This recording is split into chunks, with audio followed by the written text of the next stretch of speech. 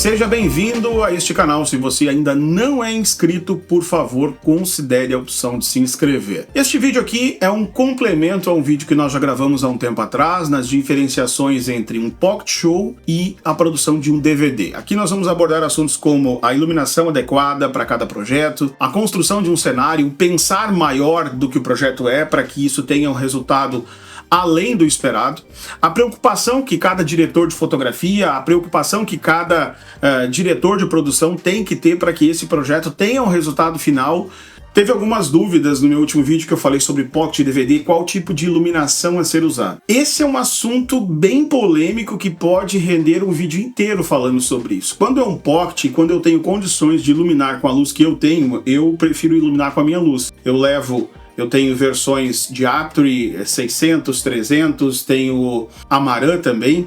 Então, quando eu tenho condições de iluminar com a minha própria luz, que o ambiente é pequeno, é mais controlado, eu consigo fazer isso. Quando eu parto para um negócio maior, onde eu tenho mais distância, onde eu tenho que colocar a luz de uma maneira com muito mais afastada do meu objeto, aí eu tenho que pedir para o cliente algumas luzes específicas. Lembre-se, eu não trabalho com luz nada abaixo de 5.600. Normalmente os meus projetos eles são captados com luz a partir de 5.600, às vezes chegando a 6.500. Pegar, por exemplo, uma Mac Viper, nós vamos partir lá para 6.000 kelvins. Tem um grande problema que a gente encontra muito, principalmente se tratando aqui do Sul, são os COB LED, esses que as bandas usam, esse COB mais barato, uma versão mais inferior, que eu vou colocar uma foto para você ver. Esse COB, apesar de iluminar, ele tem uma qualidade de iluminação muito ruim. Mas muito ruim. O índice de reprodução de cor desse produto, ele é péssimo.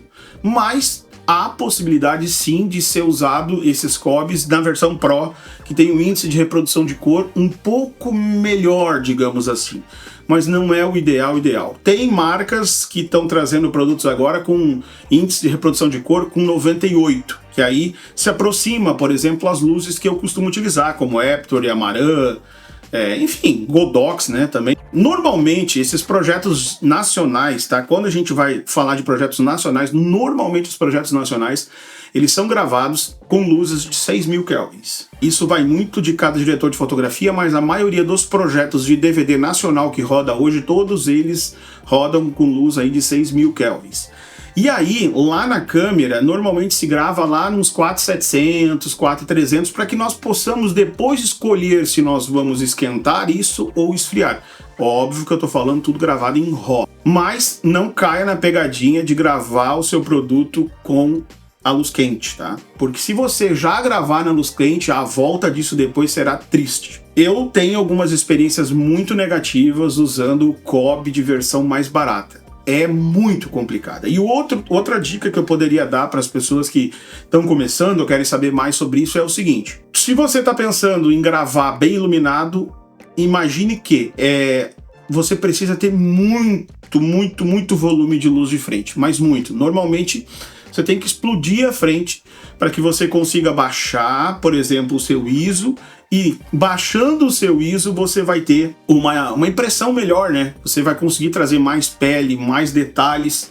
No máximo ali, né, exageradamente, eu costumo trabalhar com um ISO de, olha, sendo bem exagerado, assim, um ISO de 800, 600, alguma coisa nesse sentido. Se eu puder trabalhar com 400, que é o ISO nativo da Blackmagic, melhor ainda. Se eu tiver luz suficiente para trabalhar com 100, eu vou trabalhar com 100. Normalmente, quando eu tenho LED atrás, que eu tenho painéis de LED, a minha preocupação é maior ainda, porque a minha luz de frente, ela tem que ter muito mais de intensidade do que o fundo, mas muito mais intensidade do que o fundo. E detalhe, ela ainda não pode bater lá no fundo, ela tem que ser controlada, direcionada de forma que ela preencha o meu objeto completamente e eu ainda tenha o fundo como opção.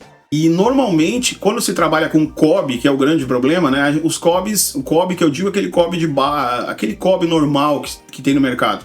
Aquele COB, ele vai abrir tudo e aí tu tem que estar trabalhando no Bandor para que ele não agrida, né, o nosso objeto. Então, por isso, as spots são melhores. Eu não sei se o spot seria o nome certo, mas aquela luz que tu controla, tipo o Wash, isso eu tô falando de projeto grande, tipo o Wash, tipo o Mac Viper. Mac Viper seria, digamos que o melhor aí para essa situação, né? Existe uma luz chamada não sei se é o modelo da luz, mas é BMFL. Eu vou colocar vou colocar uma foto aqui. Essa luz é para projeto grande. Se não me engano, a potência dela é 1200. Isso é uma luz muito usada nos projetos nacionais. Então existe inúmeras outras lâmpadas mais antigas, lâmpadas halógenas, só que isso tudo é mais difícil de tu trabalhar com elas hoje. Então essas lâmpadas mais atualizadas, um exemplo, né? Essa Wash, essa é bem usada. A Mac Wash aí, ela é bem usada atualmente, porque apesar de não ser uma lâmpada, uma máquina tão forte, tu consegue colocar uma grande quantidade. Ela tem bastante quantidade no mercado, é fácil de locação. Já a Mac Viper, um pouco mais difícil, porque não é todo lugar que tem.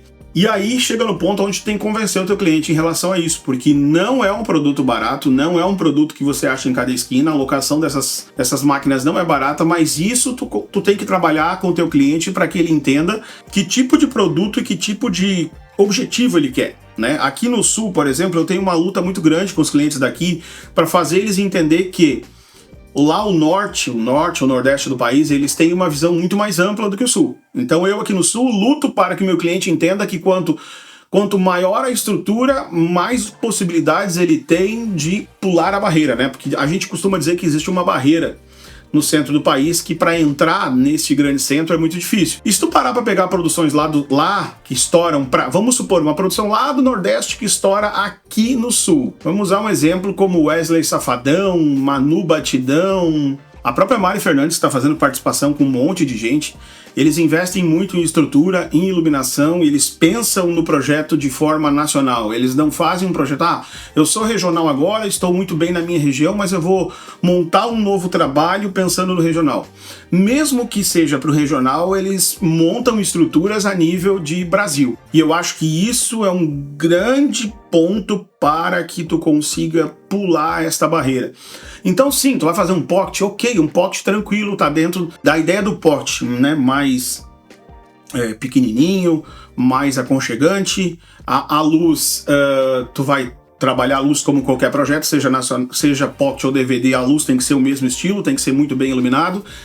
O iluminador, ele tem que entender o que está fazendo, ou se ele não entende o que ele está fazendo, ele tem que no mínimo ouvir aquele que entende. Mas quando se fala de DVD, tu tem que ter uma estrutura, seja ela metálica, seja ela de painel de LED, seja ela de tamanho, tem que ser grande, para que tu consiga transcender essas barreiras que existem no mercado quanto ao que é nacional e ao que não é nacional. Então, na hora de organizar o teu projeto, porque eu sei que tem pessoas aqui que me acompanham que são cantores, são artistas, como são produtores. Na hora de tu assinar um projeto, o que tu vai ter que fazer? Na hora de assinar um projeto, tu vai ter que ter noção de onde tu quer e até onde tu pode, porque muitas vezes querer eu quero muito.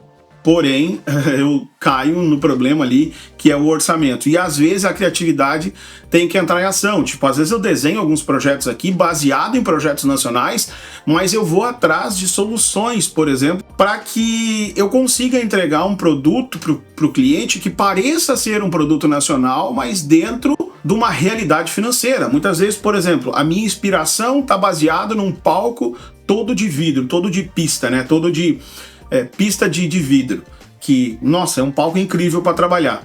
Mas o cliente, a condição financeira do cliente naquele momento, ela não atende essa demanda financeira. Eu vou lá e crio uma possibilidade, por exemplo, piso de ACM, piso de MDF, bem fininho, né? Acho que eu não vou saber quantos milímetros é agora, mas se não o mesmo brilho, um brilho aproximado para refletir a cena do fundo, um piso que tem a proximidade da pista de vidro que traz toda aquela sensação de profundidade. Painéis de LED, aqui entra um ponto crucial para o seu projeto.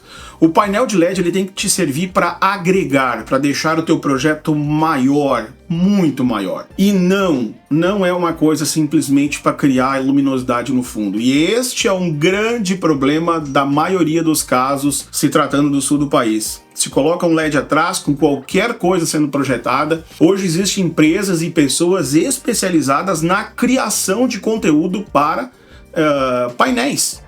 Ou seja, ele pega a tua música, ele entende o teu projeto e aquilo que será projetado atrás vai dar amplitude para o teu projeto. Às vezes, a forma de montar o painel, não sendo somente do quadrado básico ou retangular básico, vai fazer com que o teu projeto se pareça muito, muito maior. Então, nesse momento, a criatividade de alguém para fazer o layout, né, que às vezes eu faço aqui, vou pegar um layout para você ver. Estava procurando aqui minhas colas. Então aqui, ó, eu vou mostrar alguns spoilers que só vai entender quem sabe o que é, nem sei se vai aparecer, senão vai estourar. Isso aqui são projetos que eu desenho no papel antes disso aqui se tornar um 3D. Então eu não vou mostrar o 3D, obviamente, senão eu estaria revelando aqui cenário de clientes, mas eu coloco no papel baseado em informações, em pesquisas, na história do cliente, na história do estilo. Eu coloco esse projeto na caneta, assim, bem grotesco. Depois eu passo para uma pessoa especializada, né, no caso aqui um arquiteto, que vai transformar isso num 3D realista, para me mostrar para o cliente e transformar a ideia dele num projeto nacional. Então, sim, eu tenho, dentro dos meus projetos, quando eu assumo a produção também do DVD, a produção estética do DVD, eu faço essa criação. Eu faço essa criação, passo para um 3D. Eu vou usar aqui uma imagem ilustrativa de um projeto, por exemplo, para você entender o que eu estou falando. Sempre que é um DVD ou um pocket, eu estou envolvido com a produção disso, eu me preocupo muito com essa questão estética. Obviamente que uma grande maioria, ou muitas vezes, eu vou lá apenas para gravar o conteúdo que é gerado pelos demais. Às vezes eu dou sorte de pegar pessoas criativas que pensaram no projeto de forma de projeto. E às vezes eu tenho que me adaptar com aquilo que eu tenho, que muitas vezes não é tão interessante assim para o projeto. Isso vai definir o tamanho. Quando eu falo de tamanho, muitas vezes as pessoas vão pensar em financeiro. Não é somente o financeiro. As coisas são um pouco maior do que a gente imagina. Às vezes, por exemplo, né? Esse projeto aqui que eu não posso mostrar o 3D ainda, isso aqui ele vai ficar com uma boca de praticamente 20 metros de largura. E o palco em si vai ter uma boca de 12 metros. Mas só a forma de ter desenhado o palco, criado situações que sim vão causar algum tipo de incômodo de montagem. Vai ter que ter um marceneiro para isso, vai ter que ter alguém que trabalhe com estrutura de ferro. Mas esse cliente ele entende que isto é investimento. Que a longo prazo, ou seja, no período de um ano, que é o período que ele vai trabalhar esse DVD, esse cliente grava um DVD por ano, ele já sabe que traz resultados. Então ele abre mão de algumas coisas nesse meio caminho, digamos assim, para que isso chegue lá no final do ano com o resultado final. Ou seja, lá no meio do ano que vem ele já vai estar gravando ele já vai estar me contratando para uma nova data para criar um novo projeto, porque ele entendeu que o resultado veio. Pelo menos foi assim no último projeto desse cliente. Espero que você tenha gostado deste conteúdo. Te inscreve no canal, deixe suas dúvidas e até o nosso próximo vídeo.